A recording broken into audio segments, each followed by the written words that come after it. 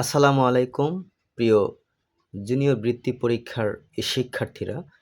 তোমাদের গণিত বইয়ের শতকরা অধ্যায় থেকে এখানে 4টি বহু নির্বাচনী প্রশ্ন নিয়ে আসছি। দেখো, 1 নং, বার্ষিক 10% মুনাফায় 500 টাকার 1 বছরের সরল মুনাফা ও চক্রবৃদ্ধির মুনাফার পার্থক্য কত? তাহলে আমাদের প্রথমে সরল মুনাফা বের করতে হবে, এরপর চক্রবৃদ্ধি মুনাফা বের করতে হবে, তারপরে দুইটা বিয়োগ করতে হবে। ঠিক আছে? 10% মুনাফায় 500 টাকার 1 বছরের মুনাফা, 1 বছরের সরল মুনাফা চক্রবৃদ্ধি। তাহলে এখানে দেখো, সরল মুনাফার সূত্র কি?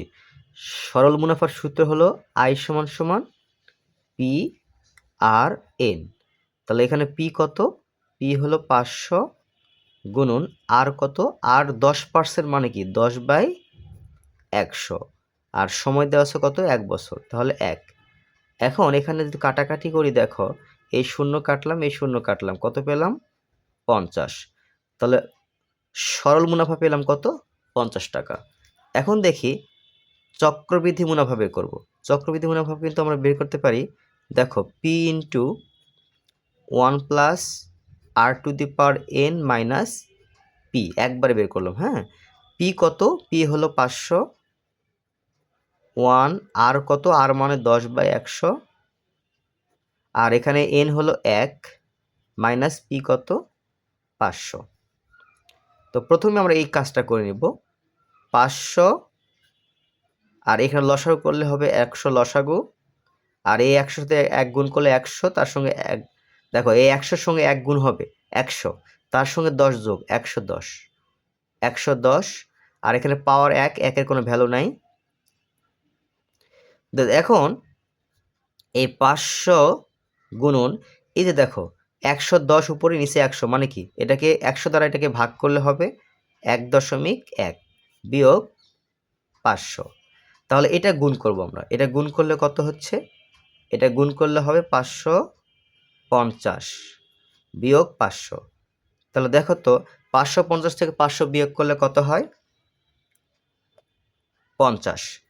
আমাদের সরল মুনাফা পেয়েছি 50 টাকা, আর চক্রবৃদ্ধি মুনাফা কত? 50 টাকা। আমাদের চাইছে পার্থক্য। পার্থক্য মানে কি? এই 50 থেকে এই 50 বিয়োগ করে দিব। তো 50 থেকে 50 বিয়োগ করলে কত হয়? 0। তার মানে এটার উত্তর কত হচ্ছে? ক, 0 টাকা। এরপর দেখো 10% হার মুনাফায় 8,000 টাকার 2 বছরের চক্রবৃদ্ধি মূলধন কত? তো মূলধন বের করতে হবে। তো দেখো, আমরা মূলধনের সূত্র কি জানি? চক্রবৃদ্ধি মূলধনের সূত্র কি? P into 1 plus R to the power N. P এখানে কত? পি হলো 8,000 টাকা, 1 যোগ আর কত? আর হলো 10%, মানে হলো 10/100, আর এন কত দেওয়া আছে? 2 বছর। ঠিক আছে, তাহলে 8,000, আর এখানে লসাগু করতে হবে। লসাগু হলো 100, 100 লসাগু, আর 100-র সঙ্গে 1 গুণ হবে 100, তার সঙ্গে 10 যোগ 110, উপরে পাওয়ার কত? 2। দেখো 8,000 গুণ, এটা ভাগ করব। দেখো 110-কে 100 দ্বারা ভাগ করলে 1.1, যেহেতু পাওয়ার 2 আছে তাই আমি এটা আরেকবার লিখব। ওকে, তাহলে কত হচ্ছে? দেখো 8,000 গুণ, এটা গুণ করব, এটা গুণ করলে কত হবে? 1 দশমিক কত হবে? 1.21। ওকে, এটা গুণ করব। এখন এটা গুণ করলে হচ্ছে 9,680। বুঝতে পেরেছো? তাহলে কত পেলাম? 9,680। দেখি অপশন এটা আছে কি না। হ্যাঁ, 9,680, এই যে ঘ নাম্বার উত্তর হবে। বন্ধুরা এবার দেখো 3 নং, 1,050 টাকার 8% সমান কত? 1,050 টাকার 8% সমান কত? তাহলে দেখো 1,050 টাকার মানে কি? এই যে 1,050 গুণ 8% মানে হলো 8/100।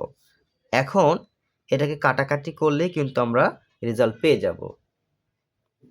তো দেখো আমি কাটাকাটি, এখানে এই 0 0 কাটলাম, 8 এবং 10 2 দিয়ে ভাগ করি, 4 দুগুণে 8, 5 দুগুণে 10, 5 কে 5, 5 21-এ 105, 21 আর 4 গুণ করলে হচ্ছে 84।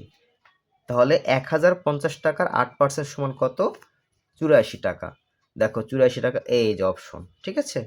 এরপর দেখো 4 নং, ক্রয় মূল্য ও বিক্রয় মূল্যের অনুপাত 5:6 হলে শতকরা লাভ কত? তাহলে এখানে দেখো এই প্রথম যেটা আছে, প্রথমে 5, এই 5 হলো ক্রয় মূল্যের অনুপাত আর 6 হলো বিক্রয় মূল্যের। তাহলে দেখো বিক্রয় মূল্যের অনুপাত কিন্তু বেশি আছে আর ক্রয় মূল্য কত? কম। তাহলে বিক্রয় মূল্য বেশি হলে লাভ হয়। তাহলে প্রথমে আমরা এই 6 থেকে 5 বিয়োগ করব। দেখো 6 থেকে 5 বিয়োগ করলে কত হবে? 1। তাহলে উপরে 1 লিখবো। দেখো ক্রয় মূল্য শতকরা লাভের সূত্র কি? উপরে লাভের পরিমাণ কত পেলাম? 1, আর ক্রয় মূল্য কত? 5। ক্রয় মূল্য অনুপাত কত? 5 টাকা। তাহলে 5 গুণন 100%। কাটাকাটি করো, 5 কে 5, 5 20 100। তাহলে কত পেলাম? 20%। তাহলে ক্রয় মূল্য বিক্রয় মূল্য অনুপাত 5:6 হলে শতকরা লাভ হবে কত? 20%। তো বন্ধুরা, আশা করি সকলে বুঝতে পেরেছো। যদি ভিডিওটি ভালো লাগে অবশ্যই সাবস্ক্রাইব করবে।